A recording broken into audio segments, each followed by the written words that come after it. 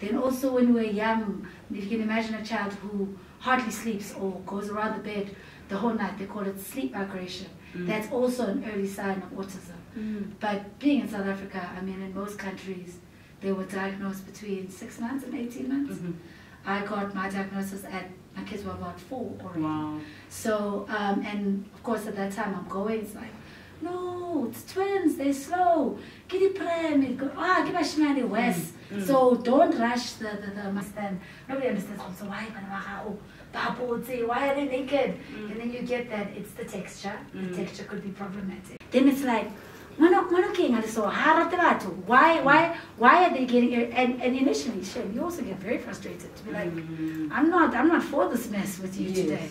But then you start seeing that this is not naughtiness coming from your child. They are really stressed in the space, right? You know, it's breaking my heart about what you're saying right now is the many, you know, brown and black and you know, all races of children who are just as well. This is a lifelong condition. It is not going anywhere. Anything that you do, medication, therapy, all of them are to manage the conditions. None of them are to cure. And that is so necessary to say because so many parents then get trapped in paying gazillions of rands in the most expensive school because this is going to go away. Or drinking stuff. And it's not even an African thing or even a South African thing. I mean, in some spaces, I mean, there was some guy in the US. Every day you probably are learning something new. So in as much as you're like a routine, you know what I mean? The routine is going to have to change as the kids change. Yes, definitely. It's going to have to evolve as the kids evolve. I mean, I'm going to give you a very basic example that I had to learn. So my baba, we struggled with breastfeeding in your 9 weeks. in my 9 weeks. And it's something so basic. It's like really as basic as it gets, where I'm like, oh, this is going to be a thing. So he was in ICU, and because of that, it disrupts the breastfeeding. So struggled with milk, struggled with breastfeeding. We finally got to a place where we got a latch. Yay, we're latching, we're feeding, and then he just grew, and now that position doesn't work. Now we're struggling to latch again. And I was like, but I thought we figured this out. Like the day I was in tears. It's a painful thing not to Girl, you're like, boobs, this is what you're made for. Girl, and my boobs are not small. Like as I'm talking, I can feel I'm so engorged. But I have had so many moments like in tears because I went 3 straight days of no latching. Baby gets frustrated, I get frustrated. Right? But they feel safe having a routine. Yes. It keeps, so then it's easier to then introduce something like new. Different things because of the predictability. And I laughed. I didn't understand that so many people struggle to just do a routine. Like, nah, Relebogile, in my house, pre-autism, 7 o'clock, kids are sleeping. That's what they must do. Because what else are they doing? But can I add a dynamic that maybe you're not thinking about, ne? So the exposure is such a big thing. Like the fact that, you know, we went to a private school. There's certain things we're exposed to that planted a seed early that we take for granted. It's a different kind of mindset. So that because especially a school like DSG where it's all about discipline. 12 o'clock the bell's gonna ring and you have to stop and say Our Father. You take for granted that there is being instilled in the after school curricular activities. And some kids go to school, they might even be bunking classes, but after school there's no set routine. We had a routine. That was it. No, routine. So and I can see why for you it was like I always had a routine. For me it's also something I needed because like I knew early on that okay, I'm single parenting here, but that's fine. I could do that, right? And therefore questions were getting tired because remember they did that ICU thing for a long time.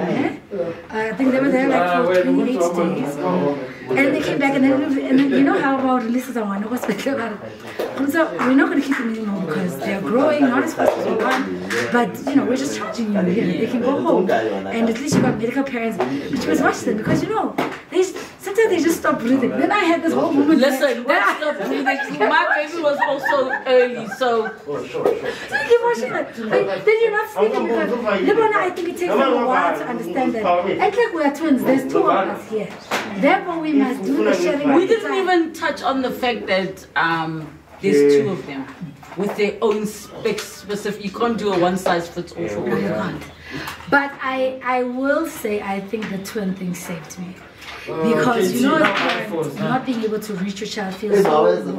I mean, raising twins is like Discovery Channel. Yeah, it's a perpetual show. Like, okay, interesting stuff, you know. So I think that helps. And I mean, when I talk to other mothers, I think Letabo does a few more things because Lesedi does things, right? But the funny thing in that relationship, Letabo is the authority. And people don't get that Lesedi defers to him. She's like, is this a good idea? But if he sees Lesedi does something, he will try it. You know, so there's that as well. I don't know, kids. But I think, yeah, no. This is your calling. That's what I'm going to say. It's your calling. That's just what the sense that I got as we were talking. I was like, she might not know this, but this was like I don't know why the word ordained. Predestined. Thank you. I was like, preordained.